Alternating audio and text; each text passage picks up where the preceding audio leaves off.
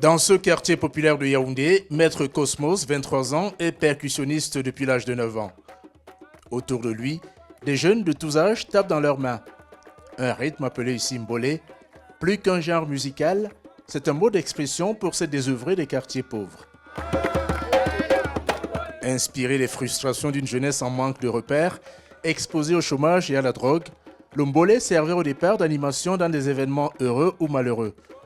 Aujourd'hui, il sort progressivement de son ghetto. Le mbolé permet que ceux qui ont à dire s'expriment en fait en chanson beaucoup plus. Beaucoup sont quittés des bandits à artistes. Actuellement, je me vois même au Zénith de Paris avec ma percussion. Donc, il faut viser loin.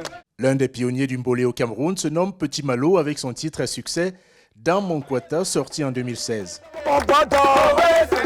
Comme chaque semaine, il revient en Kolndongo, le quartier qu'il a vu naître et grandir.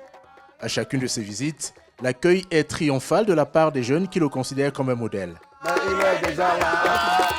À 34 ans, celui qui rêvait d'une carrière de footballeur est fier du chemin parcouru. Quand je suis nominé au Canal d'Or en 2017, on me demande mais tu fais quel genre de rythme musical?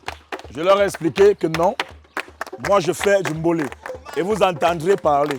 Voilà. Et aujourd'hui, ils m'ont donné raison avec la venue des jeunes talents. Des ghettos de Kolndongo au petit écran, le film Tout l'or du Kwat du réalisateur Eric Akam, lui-même artiste, retrace le parcours du mbolé. Il vient d'être projeté en avant-première à l'Institut français de Douala. Un documentaire à valeur d'archives selon son auteur. Le mbolé, c'est le signal le plus juste que cette génération peut proposer. C'est une génération qui se raconte avec ses propres mots sans forcément chercher à plaire.